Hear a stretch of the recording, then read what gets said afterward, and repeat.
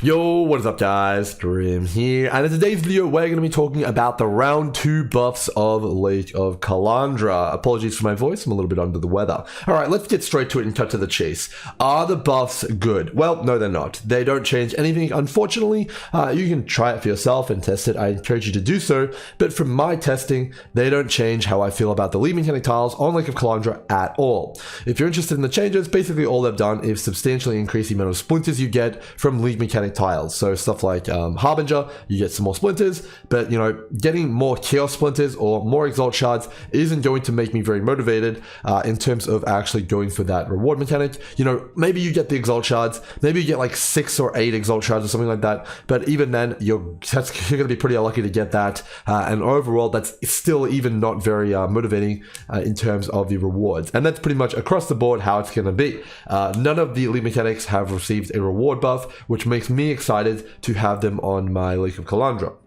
That's going to be where it's at. Okay, so well then what's the purpose of this video? Well, the purpose of this video is to make a few suggestions about what it would take to make me excited for these lead mechanics overall. What would we need to have implemented to make these mechanics good and make them motivating to put on your lake? So just to give you guys a bit of a refresher on the state of Lake of Kalandra and how it's being run and if it's profitable in the early game and mid game, so white and yellow maps, I would highly encourage people to run them, focusing on elemental tiles exclusively. You can get pretty good rewards based on that level of progression, and overall you can get, you know, like 10 or 20 chaos worth of juice out of the Lake of Kalandra, especially if you're constructing it correctly. In red maps though, with, you know, what you're offered, it's just not worth doing them right now. Unfortunately, compared to doing just like normal maps with Eldritch Altars or with anything else, there's just no rewards to be had compared to that in terms of the level of difficulty and the layout that you're completing. Alright, to give you a quick refresher on how they're actually constructing a lake and how to actually get the rewards I just mentioned there, basically what you're looking for is to unlock the triple exile option. You can do that by you know, completing some encounters in white maps for Lake of Kalandra. You triple exile one of the most common tiles, so you do either physical, frost, flame, or lightning, and then you pick exclusively the elemental tiles and you place them as far away from the entrance of the lake as possible. You ignore all lead mechanic tiles because they're all pretty much garbage, with the exception of the maximum tier Strongbox, the maximum tier Breach, maximum tier Torment one. And you can also throw Expedition in there if it's Black Scythe or Knights of the Sun.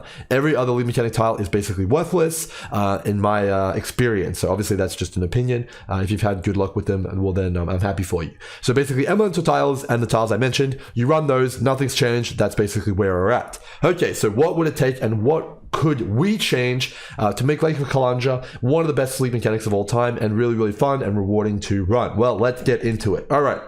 So the problem with Lake of Kalandra is that you can be faced with an incredibly difficult encounter like Breach or Beyond and get unlucky and not drop any loot because, you know, whether or not you just didn't drop any valuable currency full stop, like you didn't get exalt shards or anything like that, or whether or not you got any loot at all, like in the case of Metamorph, because it just didn't roll catalysts on the Metamorph at all. That's the problem we need to solve here so that you feel good about picking the lead mechanic reward tiles and you feel motivated to do that. Okay, so let's get into it. And let's talk a little bit about how I would change each of the lead mechanic tiles to make them feel really juicy and really, really fun. Okay. So first of all, I just want to say the chests in Lake of Kalandra scale fantastically. The further you put them away, the better. And the elemental tiles feel really good at the end when you get stuff like scarabs or currency. You get tons of currency. It feels really good and it feels rewarding. So we want to apply that effect to lead mechanics so that you feel like you're getting a guaranteed reward and you're popping off. All right, let's get into it. So first up, Breach. All you need to do to add and make value here with the Breach is to add a Breach chest which drops splinters and a chance at dropping Breach stones. Maybe you can even throw Breach rings in there and Breach scarabs. And that is all you need to do. If you do that, I will be feeling pretty good about picking Breach and putting it near the end of my lake because maybe I'll get like a Chayula Breach stone or some Chayula splinters. That would be exciting. And I know I will get something for doing the encounter. Instead, right now, I can put it at the end and get a 100% delirium difficulty Tool Breach stone, which drops me half of Tool Breach stone, which is, you know, like no one's getting excited about that. I don't want to do that level of difficult content for half a Tool Breach stone. Okay, that's Breach. Put a chest in there, make it drop some cool stuff. That's what we need for Breach. Next up, Ambush. All right, so Ambush is a bit interesting. It has by far one of the most fun tiles at maximum rarity, and it is also incredibly rewarding. But I don't ever want to put any of the lower tier strongbox tiles on my Lake of Kalandra. So I'm talking about the bronze one and the standard one. And the reason for that is because pending any insane arc and strongboxes that you get, the rewards are just abysmal. You're going to get armor strongboxes and weaponsmith strongboxes, and that's pretty much all you're going to get. And the monsters in Lake of Kalandra don't drop anything because there is no map modifiers on there. You can't get increased armor quantity, so you're not getting any drops from the monsters either, which is the main value from a lot of the Lake of Kalandra, from the strongbox monsters in fact. Okay, so how do we fix this? Well, we should take the effect of the maximum rarity strongbox node, which is basically to increase the rarity of the strongboxes the further away that you get it from the entrance of the lake, and you should apply that to all the strongbox nodes. And then you can have an incentive to basically go after strongbox and put it at the end of the lake, which is what we need. We need more reasons to position tiles interestingly on our lake, right? So you put it at the very end, and you have a chance of getting a sick strongbox. Like you get diviners, you get cartographers, or you get the operatives, right? Now, obviously, that takes away from the coolness of the maximum rarity strongbox tile. Okay, so what can we do about that? Well, you get way more strongboxes the higher rarity is. So maybe the base one is like 2 strongboxes, maybe the bronze one is like 4, and maybe the golden one is like 6. And then you get more strongboxes the higher you go up the rarity, and now you can really think about constructing your lake with strongbox in mind and putting them at the end. Ooh, if I put it at really far at the end, I'm guaranteed to get all operatives. Yo, that's so damn cool. And that is the way I would balance strongbox. I think that would be incredibly exciting. I'd always be thinking about where I want to put my strongbox nodes now on the lake, because I want to increase the chance of getting an operatives as much as possible. Ooh, but now I have to balance that against whether or not I want the breach chest rewards and the chance to get Chayula breach stones. See, this is what the league mechanic needs. It needs guaranteed rewards that you can strategize around, and as a player, construct the lake in the most rewarding way possible for you, and really have a lot of fun with it, which is what I think the mechanic should be and can be if it's tuned correctly. Next up, Essence. All right. Okay, so right now you get additional essences as the tile is placed further and further away from the lake's entrance. This is a great mechanic. However, the downside is that you're not guaranteed to get any good essences. You can get all whaling. Yes, you can get like all like high essences, but I think that we need way more rewards here. And the reason for that is you can just go into white maps right now with all the essence nodes and Kirak essence and get far more essences than you could ever hope to get, even in like multiple lakes of Kalandra. And that is not okay. So we need to make essence exciting, and essence should be rewarding, and you should overall be excited to like want to put those on your lake. So how do we do that? All right, the base essence tile should add all shrieking essences, no wailing, no muttering essences. It should be all shrieking, and as if I place it at the end of the lake, I should get tons of shrieking essences and be like, damn, that was really good. I got tons of shrieking essences, and that puts it a little bit above what you get in the Atlas, and it makes it a little bit more rewarding. Next up, the bronze tile should give you all deafening. That is not anywhere else in the game, and that is incredibly cool. If you can get all deafening and you get a ton of essence, you put it at the end of the lake, holy, okay, now man, I'm considering putting that at the end of my lake, man, because that is super duper rewarding, and deafening essences can sell for quite a lot, and it's quite enticing. And then lastly, the silver tile should give all deafening, it should give more of them, and it should also duplicate all the monsters, so it makes it harder, you get way more, and that's on par with what you get from the Atlas passives. That would be my suggestion for essence. All right, next up, Harbinger should just get a Harbinger strongbox similar to Breach, because right now, obviously, you can do the Harbinger mechanic and you can get absolute garbage, and it should drop basically the standard Harbinger drop table from all other league mechanics. It should have a chance to drop like stuff like full Ancients, and it should have a chance to drop stuff like full Horizons, Harbinger orbs, and then you should obviously have the Exalt shards in there as well. That should be what you get from Harbinger, and you should also get Harbinger Scarabs. That would be my take, and that would make it feel rewarding, and I would consider putting it on my Lake of Kalandra. That's pretty easy. Next up, Domination. Domination feels absolutely garbage. Putting this, it gives no rewards, so it feels really bad. However, this is a really cool opportunity to give you a really unique Lake of Kalandra tile. All right, so the way I would do Domination is as follows. I would make it so that the distance from the start of the lake doesn't increase the duration. What it actually does is it increases the rarity of the shrines that you are offered. So you can get stuff like Explodey Shrine, like you can get like the Gloom Shrine, you can get the Frenzy and the Power Charge Shrine and stuff like that. And then what I would do is I would make the shrines from this tile permanent. And then in addition to that, I would make the rarity of the tile offer more shrines. So what does this do for the player? So putting this at the start of your lake will give you permanent shrines for the Lake of Kalandra. So now when this tile tile is offered, you can be like, ooh, do I want to get a power bonus permanently for this lake? This is going to give me a massive boon while clearing it. I can, like maybe get a perma-crit shrine, maybe get a gloom shrine or something like that. That would be so cool. And if I get a gilded one and I put that as a start, that Lake of Kalandra is going to be so much easier and so much cooler. Get a permanent shrine, get an acceleration shrine. Damn, that's going to be badass. And this would be a cool way to implement a gameplay changing and a gameplay altering tile if they were permanent, and the play would feel so cool moving through the lake, and you would have those shrines. It'd be so cool, man. So that's what I would do to domination. Overall, I think that would make it much better, and getting 3 permanent shrines at the start would be really, really sweet.